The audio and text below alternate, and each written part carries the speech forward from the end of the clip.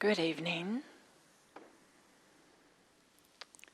and a really, really warm welcome.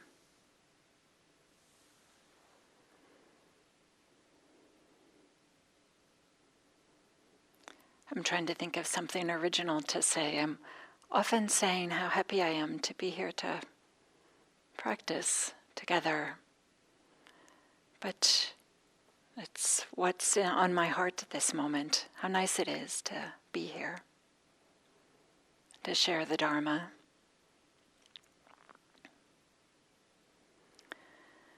And so we'll begin with a guided meditation. I tend not to do a lot of guiding, just a little bit in the beginning, leaving plenty of silence at the end.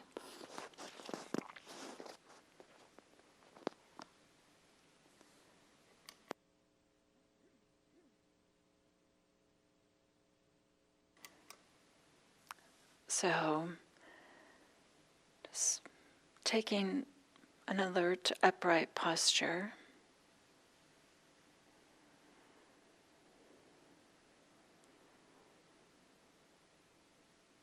And at the same time with this alertness, maybe there's some settling in, settling down, both with the body and with the mind.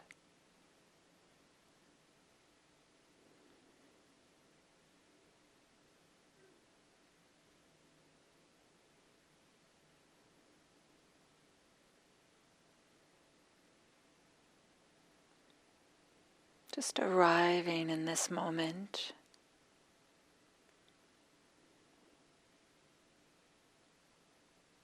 Maybe wiggling a little bit in the seat to find a comfortable posture.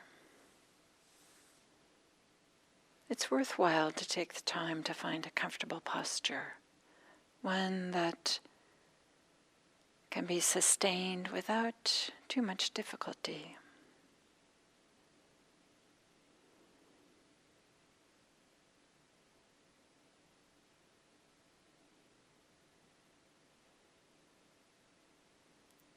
We can do a little bit of a global check-in with the body.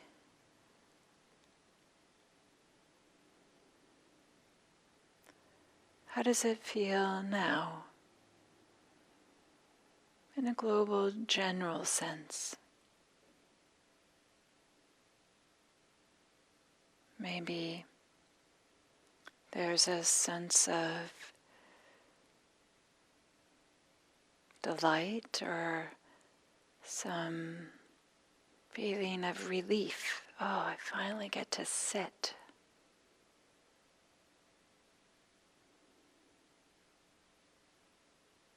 Maybe there's just a general sense of tiredness. Oh, I guess I have to sit now.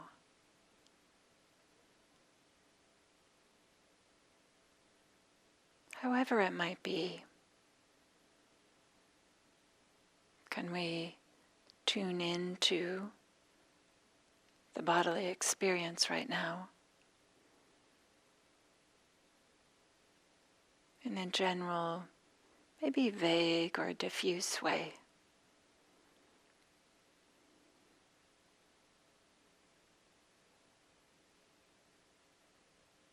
And allowing whatever is being shown to us, whatever is noticed, can we welcome that? Can we allow that? After all, it is the truth of the moment, the reality of this moment.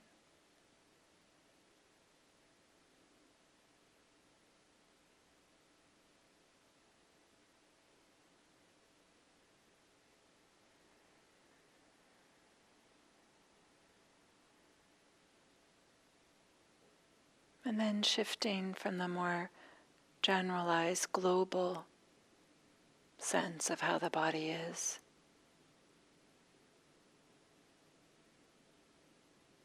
to maybe some more specific areas of the body that are calling for attention.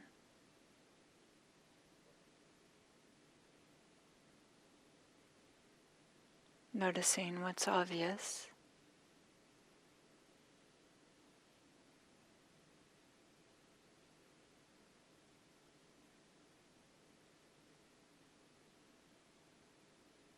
Maybe the pressure against the body, where the body meets the chair, cushion, floor.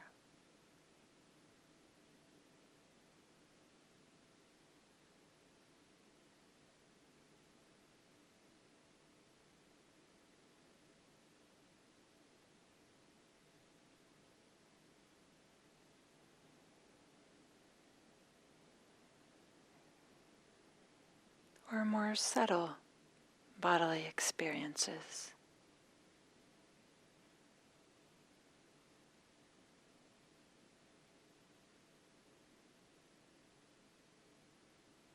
If the mind has a certain amount of stillness,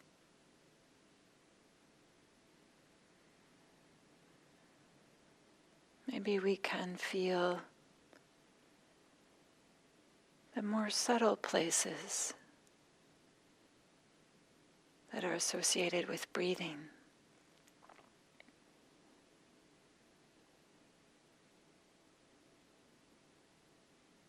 Or, if the mind's still not quite settled, which would not be surprising,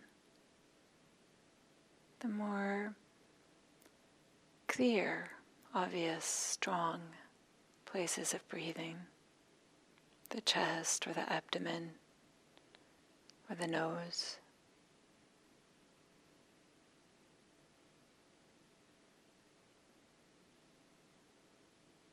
Or maybe the back, feeling the way, the subtle movement in the back muscles associated with breathing.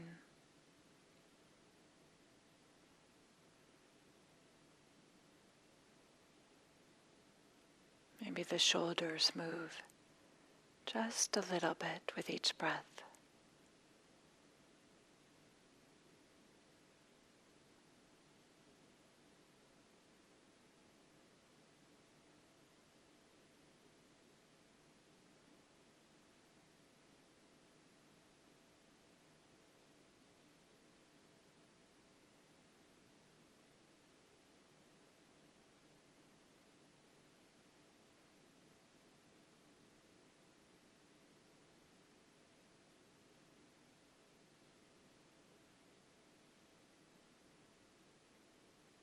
Wherever we're noticing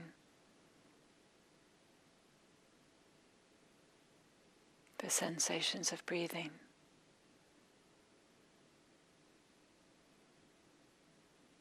can we just gently rest our attention there?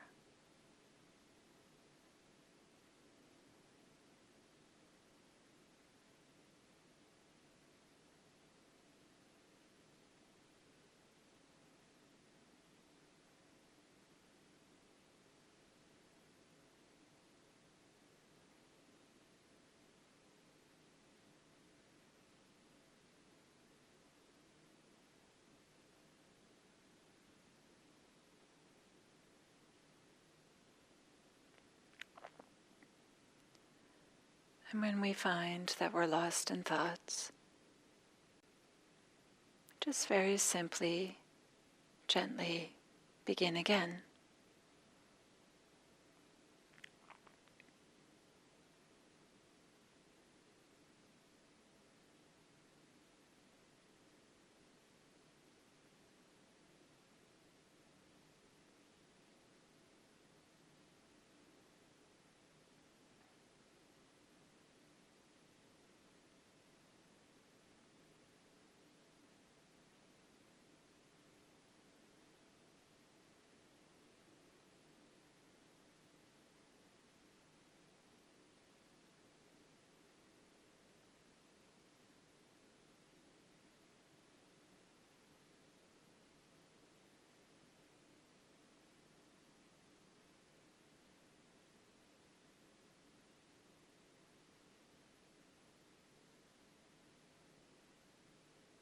tuning into the sensations of breathing.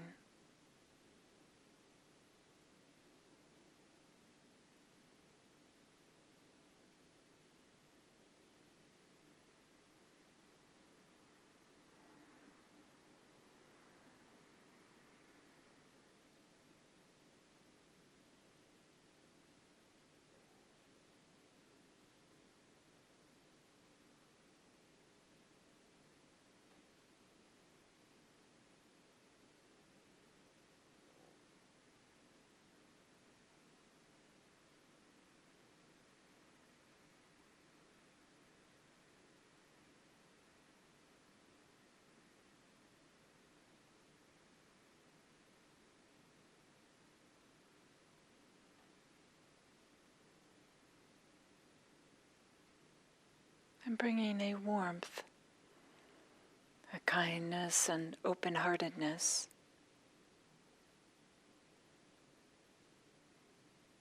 to the experience, especially when we discover that we've been lost in thought. We don't have to make it a problem. We just then receive the sensations of breathing into awareness in a receptive, warm manner.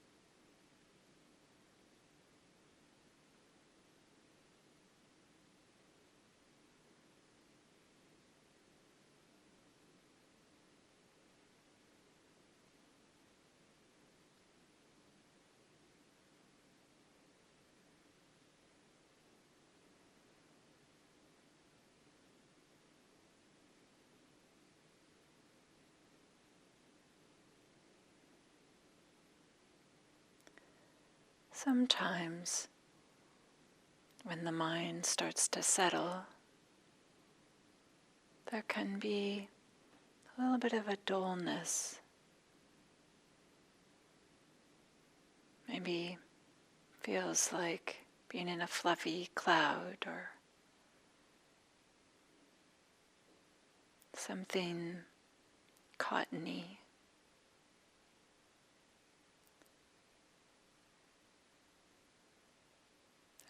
At first it might feel a little bit pleasant, but there's also something unpleasant about the dullness.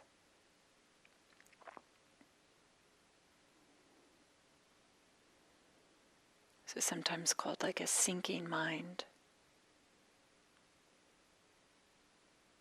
It's not jumping around, but it's not really attentive either.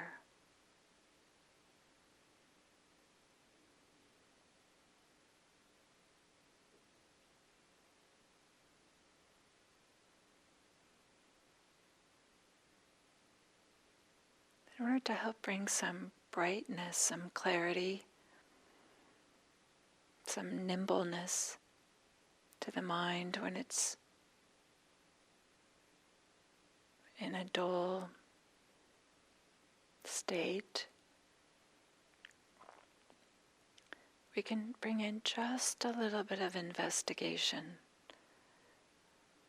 What is this state like?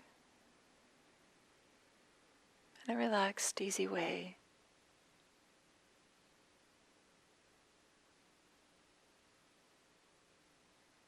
What is the quality of the mind?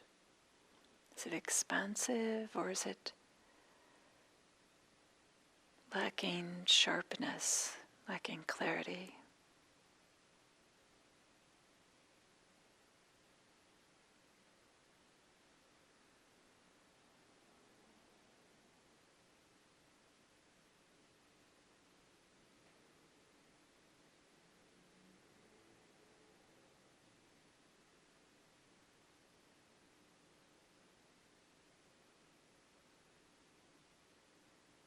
bringing in this investigation as a way to bring energy and to help balance the settledness.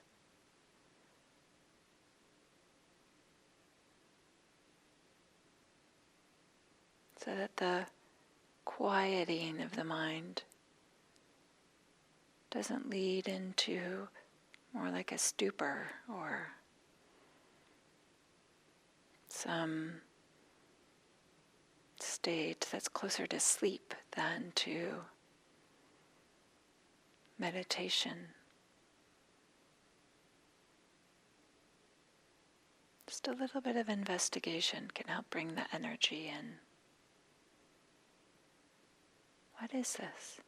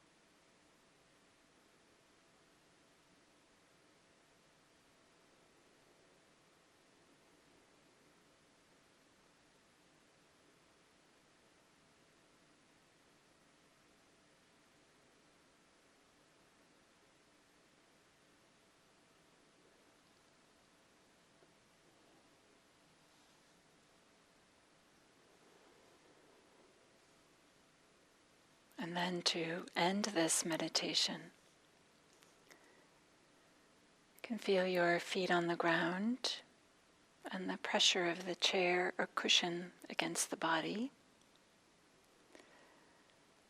And when you're ready, you can gently open your eyes.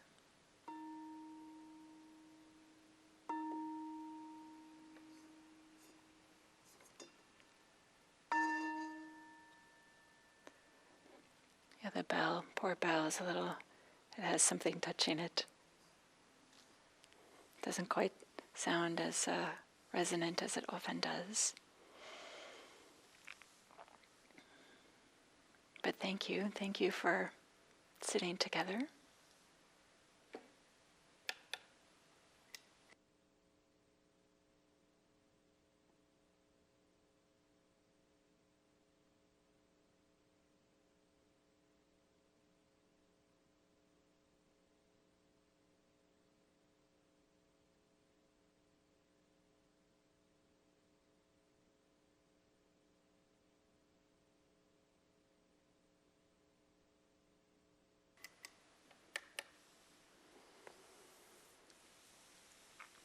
So again, a really warm welcome to everybody. Whether you're listening to this at the same time I'm speaking, or if it's sometime later, a really warm welcome. So tonight I wanted to talk a little bit more about the 5 faculties. I talked about this some last week. I shared a little bit my delight in the 5 faculties. And last week I spoke a little bit about how there's a sutta passage that talks about how cultivating, developing the 5 faculties helps a person slant, slope, and incline towards nibbana. Like sends them on the way, like just one way towards nibbana. And last week I also talked about how of all the 5 faculties, faith, energy, mindfulness, concentration, and wisdom, and I'll say a little bit about those in just a moment. But out of all 5 of those, there's another sutta passage that says that wisdom is the chief. That is, it's the one in which that leads to awakening. And so one way we can consider cultivating the 5 faculties is to cultivate faith, energy, mindfulness, and concentration in such a way that they help develop or cultivate wisdom, so that these other faculties, the other 4, help develop the 5th. So tonight I'd like to talk about some other ways to cultivate the faculties. Seems like it's a worthwhile endeavor if it's going to lead towards nibbana. So what does this mean to develop and to cultivate? And what are some different approaches, or what are some different ways that we might think about this? So I'm just going to unpack just a little bit what each of these faculties are. Many of you will be familiar with these.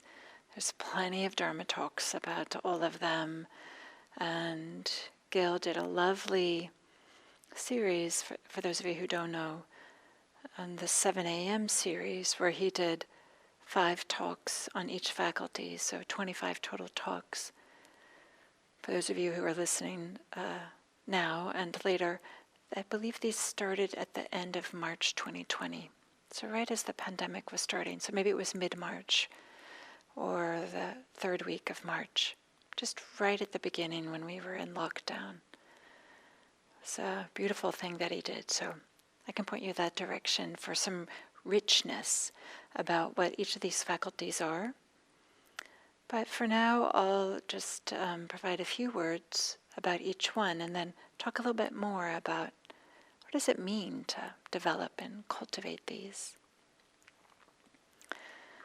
So, as many of you know, that when we encounter lists, some of these Buddhist lists, I'm fond of the lists. I know not everybody is, of course, but I'm fond of them. That they're given in a particular order. It's not like they're scrambled up or, that there's 5 of these things, and we just say them in any order that comes to mind. But with these lists, there's 1, 2, 3, 4, and 5. So 5 faculties begin with faith, which we might understand that faith is faith that finding less dukkha, less suffering, stress, and more freedom is possible. And not only that, it's possible for us, that we have the capacity for this, and that this is a practice that can help finding more freedom, more peace, more ease, all the way to awakening. So less and less and less dukkha, all the way to the end of dukkha. And so we have faith because we don't have this direct experience ourselves. We're not completely awakened ourselves. We still have some dukkha, but it seems reasonable to us. It seems like it makes a certain amount of sense to us, so we're willing to begin. We're willing to begin the practice, to take on some of these practices of meditation or ethics, or listen to some of the teachings. So that's faith. And with energy, is a way in which we put forth our efforts, and the way that it gets described in this context. And that is to put forth our efforts towards those, noticing which mental states, thoughts, actions, behaviors lead to more suffering and which lead to less. And then to put our energy towards those that are wholesome, are skillful, are helpful for having more freedom, having less dukkha. So it's one thing to believe that it's possible, then of course it requires a little bit of energy to do something about it, to test the faith, for example. One way to think about it. And it also takes some effort to choose that we're going to do what's wholesome or skillful and not take up what's unwholesome and unskillful. So that's the second element. Energy. Also effort. Sometimes these get used back and forth or synonymously. Sometimes they are and sometimes they aren't. Mindfulness is the third one. It's a simple capacity to track what is happening in the present without resistance, without conflict, without too much like pushing or pulling, pushing things away or pulling them closer, clinging, grabbing onto them. So this simple capacity to notice what is happening right now. The fourth is concentration, where our attention becomes more stable, where the forces of distraction become less powerful, and the mind is less fragmented, and there's a certain amount of collectedness or a certain amount of composure or unification or a certain amount of focus. And then the fifth one is wisdom.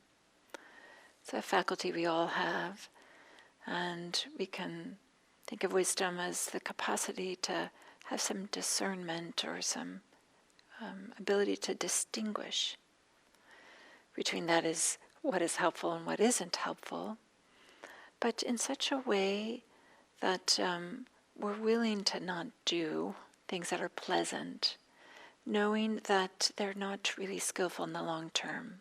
So this kind of like an expression of wisdom is to know that yes, I might love chocolate chip cookies, but I'm not going to eat this whole batch of them.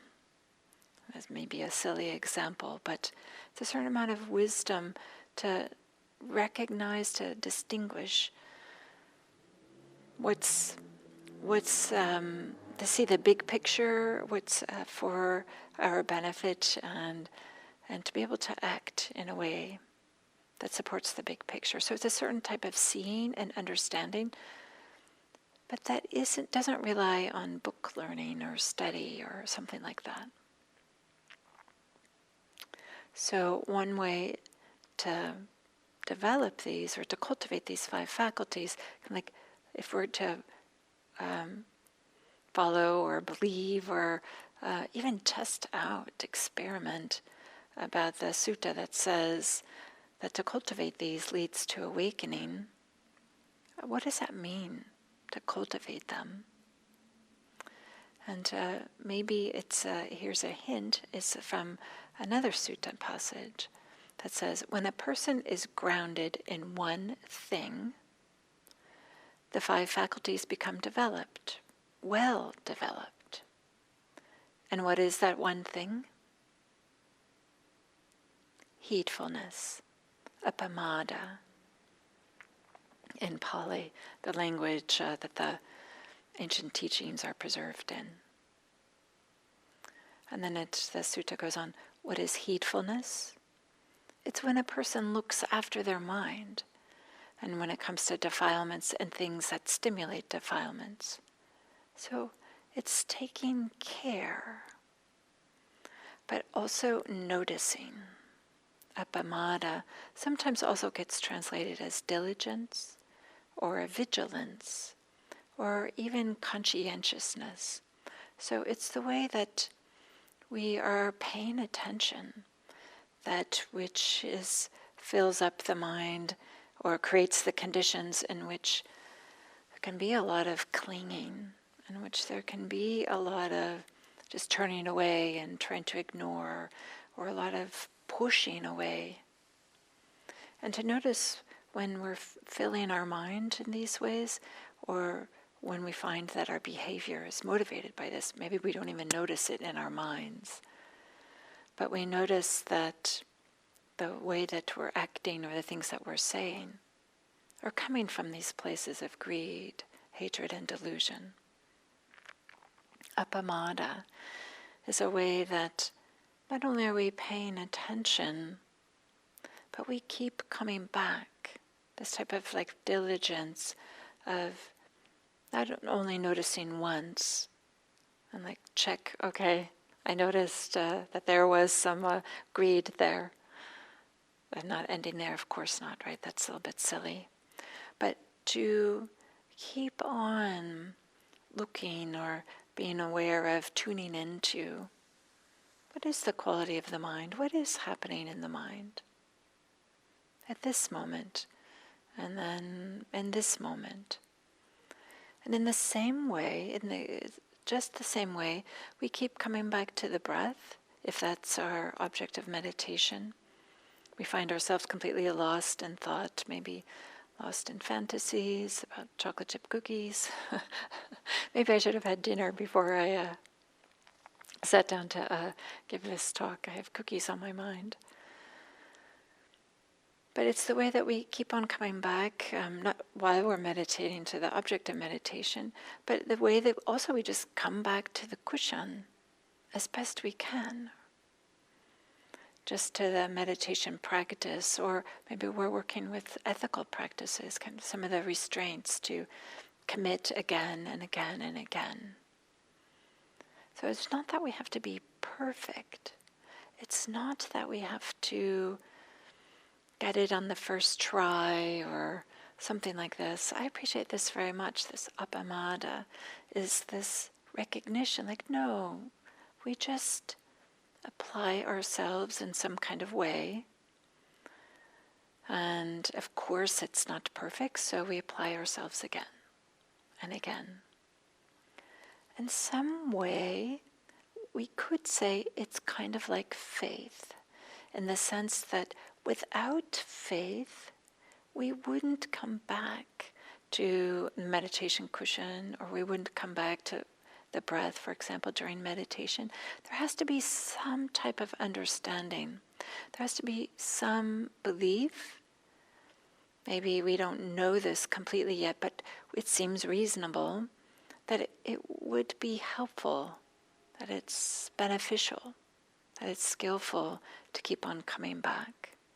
So in some ways, apamada, diligence, heedfulness, vigilance, has a flavor of faith as part of it. But it also might have a flavor of wisdom in it, because it requires some wisdom to recognize, well, is this a skillful thing to be doing? Do I have defilements in my mind? Should I continue doing this? So in this way, appamada is one of these attributes or activities, or maybe even qualities, that allows the 5 faculties to be developed. But we can imagine that it allows everything to be developed. Everything that's worthwhile doing requires practice. Maybe that's one way we could think about appamada as well, as practice. Just again and again. Musicians practice, athletes practice, meditators practice. And in fact, there's another sutta passage that says, just as the light of the constellations does not equal 1/16 of the light of the moon. So just saying that stars don't have as much light as the moon. Of course, they're a fraction of the size if you're here on the earth. And this idea of 1/16 is, I think in Pali that just kind of means really small. We see when things are compared, often one thing's a lot smaller than another. It's just called 1/16. Just as all the light of the constellations, all the light of the stars, does not equal 1/16 of the light of the moon, and the light of the moon is reckoned their chief, because the light is the most, then it's the chief. In the same way, all skillful qualities are rooted in heedfulness, appamada, lie gathered in heedfulness, and heedfulness is reckoned their chief. So not only the 5 faculties, but all skillful qualities are developed and cultivated with heedfulness. Maybe that's not surprising. But there's a way in which we can consider the 5 faculties as a group that can support our cultivating them. So if we're going to apply some heedfulness, is there a direction? Is there a way that we can consider this cultivation? And for this, I'd like to bring in a poem by Rosemary Traumer. It's called Finding Faith. And it goes like this. While pulling the beats, it's impossible to lose faith in the world. Those tiny seeds that once fit in the palm are now large red globes, dense with dark sweetness and heavy in the hand. They are like promises kept, like small proofs in patience, confirmations that sometimes the good that's growing can't be seen. They are like hard truths. Not everyone will want them, but some will. Some will. This idea of beets, these bulbous red plants, not everybody likes them, but they start as little seeds that are just lightweight and small in the hand, maybe weigh next to nothing. And then they really grow into something that has some heft to them that can be felt into the hand. And they are like hard truths. Not everyone will want them, but some will. Some will. We might consider this poem as kind of a representation of faith growing into wisdom. There's a lot of faith to just put seeds in. It doesn't look like a beet, but I'm going to create the conditions, and then this seed flowers and blossoms into wisdom. The seed becomes a beet. And this is one way we can consider the 5 faculties, that it starts with faith, the ideas, belief, things seem reasonable. This practice will bring benefits, these teachings are true, seems like it's worthwhile endeavor to explore, but we don't have the experience yet. And we can consider that cultivating the faculties is a practice of gaining the experience, in which faith can become some verified faith, which then can become some wisdom, things that we actually know and understand. We know in our bones in some kind of way. That we know without, not just intellectually understanding, but with some, maybe with more like all aspects of ourselves, with an embodied wisdom. And I appreciate very much here that Rosemary Trommer is saying wisdom, they are like hard truths. Not everybody will want them, but some will. Some will. As I was saying earlier, wisdom sometimes is a hard truth. Sometimes it's recognizing that, yes, what I like to do, this is pleasant, or but we recognize that, it doesn't really make sense in the bigger picture of our life to be holding on to this idea of myself, for example. As a person who has lots of energy and can exercise and yet still have time or energy and time at the end of the day to do all these other things, where yet to recognize, I'm aging, I don't have the same amount of energy that I did. But maybe the hard truth is to kind of let go of this idea about ourselves that we have. Or maybe a hard truth is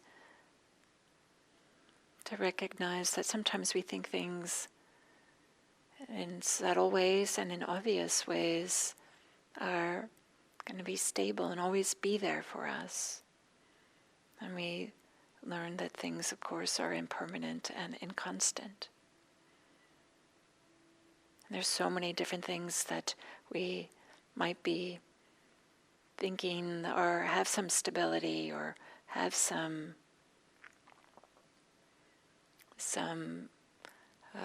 permanence to them. And turn out that we discover more and more that things don't.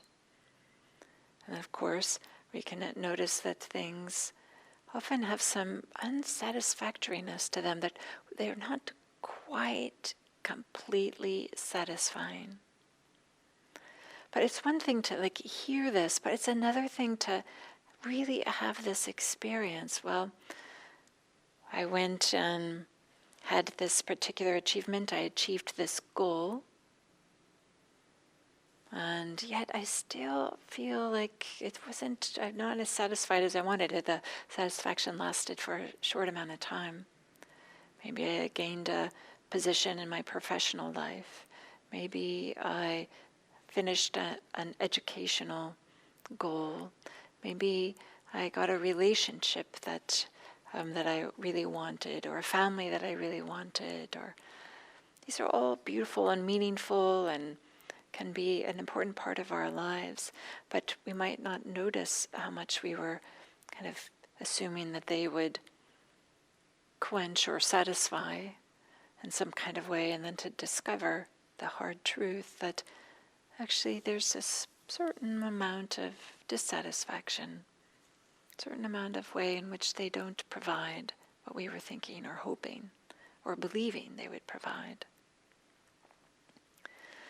And then, of course, there's the hard truth of our ideas and concepts being just that, ideas and concepts. That is, ideas about ourselves, ideas about how things should be and how we want them to be. Turn out to just be thoughts, ephemeral and not substantial. And there's lots of repercussions of this. They don't have the substantiality and stability, perhaps, that we were hoping or believing that they do. So these beats in Rosemary Trommer's poem that come from seeds that are like faith, that come into some hard truths that not everyone will want them, but some will. Some will. So we might ask, or maybe inquire a little bit deeper. Well, if we consider that the 5 faculties, one way to cultivate them is to move through them in a linear way. I like to emphasize this is just one way. This is part of why I appreciate the 5 faculties so much, is there are a number of different ways we can practice with them, cultivate them, and one way is to consider moving through this going from number 1 to number 5, going from faith to wisdom. And you'll notice that the 3 in the middle, energy, mindfulness, and concentration, we can consider that these have an alignment with the 3 practices or factors in the Eightfold Path. Effort, right mindfulness, right concentration. So I'm equating energy and effort here, and there's plenty of definitions in the suttas that make this equation. So many of you will know that the Eightfold Path, or even the whole Buddhist path of practice, can be summarized as 3 buckets or 3 categories of practices: sila, samadhi, panya. That is practicing with our ethical behavior, how we are in the world, how we show up in the world with others, our relationships with others. Samadhi could be mental development, and then panya is wisdom. So we could consider that mental development, this second category, bucket of practices or a portion of the path, is a way in which we can transform faith into wisdom. That is to apply some energy, some effort to a mindfulness practice and a concentration practice. So some mindfulness to be present for what's actually happening in our lives, and to allow some concentration, some settling of the mind, so that we can see in deeper and deeper levels, so that we can see more and more subtle ways about the ways in which some of the teachings might be true, in ways that there might be less and less dukkha, and in ways there might be more and more freedom, might be more and more ease, so that we can understand and see and work with the really obvious ones and the really subtle ones. And to see the subtle ones requires a quiet mind. And then the effort, the energy to move in the direction towards greater peace, freedom, helpfulness, skillfulness. And when we find ourselves lost in the unhelpful, unbeneficial, unskillful, as best we can to put them down. And in this way, things that we had faith in, that we believed were true, we'll start having more and more experiences for ourselves. And we don't have to believe that they're true. We can know that they're true, and know in a way from our experience, rather than just an intellectual or a book learning, but to actually have a embodied understanding. So we can transform faith into wisdom and know for ourselves the freedom that's possible for all of us, with some heedfulness, some appamada, diligence, vigilance, to cultivating those skillful qualities that lead to greater and greater freedom. Thank you.